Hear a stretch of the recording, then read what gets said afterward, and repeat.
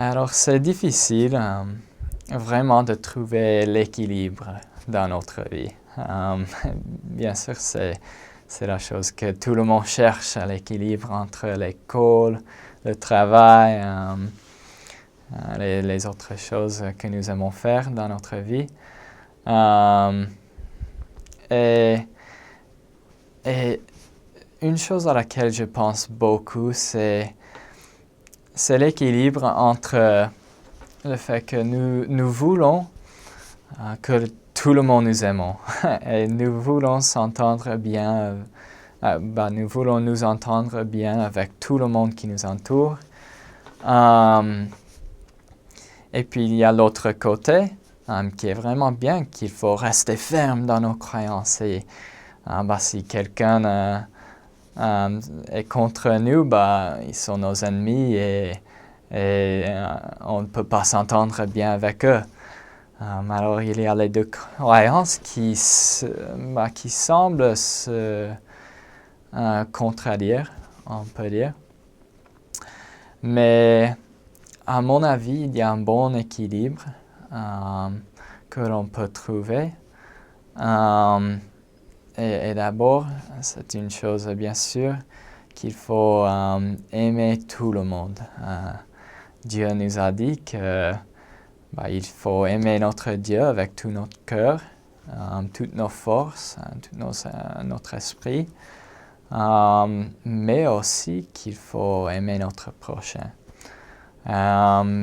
Et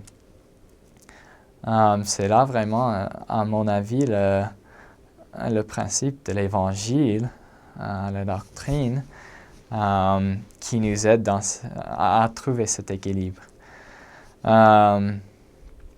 Et c'est toujours difficile quand quelqu'un dit quelque chose qui est vraiment contre l'Église, contre nos croyances, contre la doctrine de l'Église même.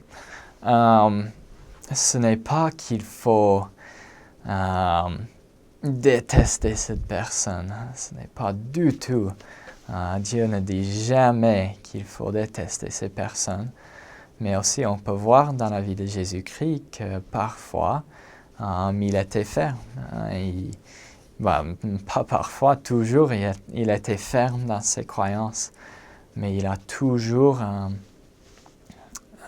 géré les situations avec amour, mais avec l'intérêt de l'autre personne dans son esprit.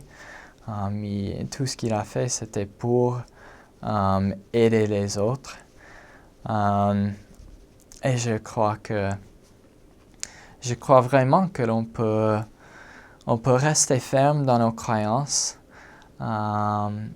lorsqu'on aime toujours les autres. Ce n'est pas deux choses qui se contredisent, mais ce sont deux choses que Dieu il attend de nous. Il attend que nous faisons tout ce que nous pouvons pour aider les autres à venir au Christ et à accepter les doctrines et les principes de l'Évangile, pas pour notre bien, pas pour le bien de l'Église, mais pour le bien de cette personne, pour le bien de chaque individu avec qui on parle. Il veut que nous acceptons tous, que nous obéissons tous aux commandements.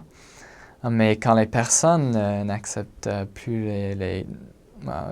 pas les croyances et les commandements de Dieu, il faut toujours les aimer, il faut toujours les aider.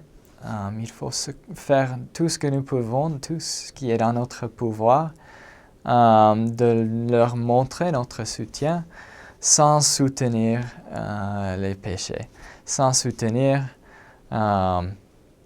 les choses contre l'Église et les principes de l'Église. On dit qu'on peut aimer le pécheur sans aimer le péché. Mais c'est ça vraiment la croyance qui peut nous aider dans ces situations. Quand il peut nous sembler que il y a beaucoup de choses qui se contredisent et on ne peut pas du tout accepter ce qui se passe autour de nous. On voit beaucoup aux États-Unis maintenant et partout dans le monde vraiment que l'homosexualité, des choses comme ça, qui sont contre les doctrines de l'Église, sont acceptées partout dans la société. Et ça ne veut pas du tout dire que nous, il faut que nous acceptions ces principes. Il faut rester ferme dans nos croyances que ces choses ne sont pas bonnes. Mais en même temps, il faut aimer tous ceux qui nous entourent, quoi que soit leur conviction, quoi que soit leur croyance, on peut les aimer, on peut s'entendre bien avec tous ceux qui nous entourent sans soutenir les péchés, sans soutenir les choses qui sont contre l'Église. Et je crois fermement que Dieu, il voit que c'est difficile, mais il va nous aider à rester ferme dans nos croyances. Si on lui prie, il peut nous aider dans les situations quand c'est difficile à trouver l'équilibre entre aimer les personnes et rester ferme dans nos croyances. Il peut nous aider beaucoup à toujours gérer les situations avec amour, mais avec la fortitude dans notre croyance. Et ça va nous aider beaucoup dans la société, je crois, si on reste ferme dans nos croyances. Et si on aide tous ceux qui nous entourent avec amour à les accepter aussi. Et si les personnes n'acceptent pas du tout nos croyances, et puis si les personnes n'acceptent pas du tout nous en tant que personnes, si c'est eux qui n'agissent pas avec amour, ce n'est pas notre faute. Ce n'est pas quelque chose que l'on peut contrôler. On a fait notre meilleur. On a fait tout ce que nous pouvons. Nous pouvons de les aimer, de les aider, mais de les comprendre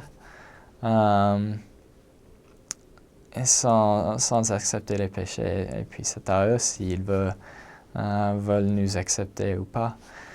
Mais puis ça apporte une autre pensée, une autre idée à laquelle je pense beaucoup. C'est l'idée que beaucoup de fois, la chose qui mène aux situations difficiles,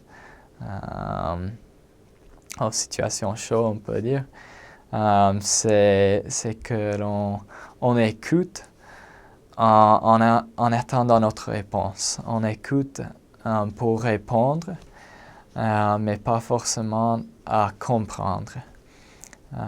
Si on écoute plutôt à comprendre qu'à répondre, ça va nous aider beaucoup à mieux gérer les situations qui peut sembler difficiles. Ça peut nous aider beaucoup à mieux gérer les situations avec amour.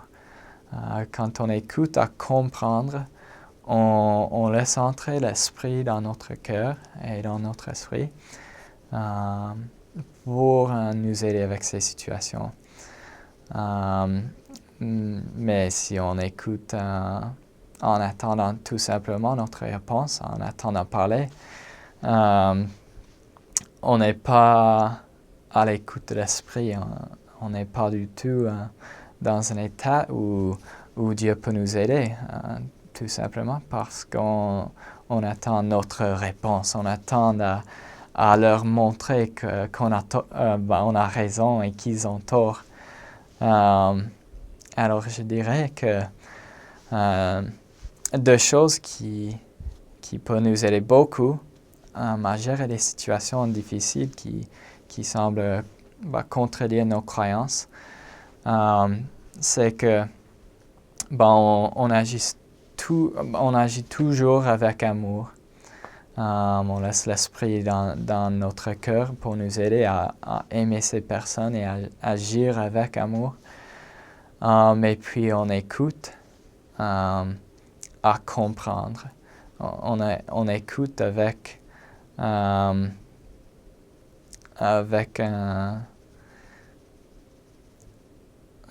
on écoute simplement à comprendre les croyances et les expériences des personnes avec qui on parle. Et quand on fait ça, Dieu va nous aider beaucoup à montrer l'amour à tous ceux qui nous entourent et à mieux gérer les situations difficiles.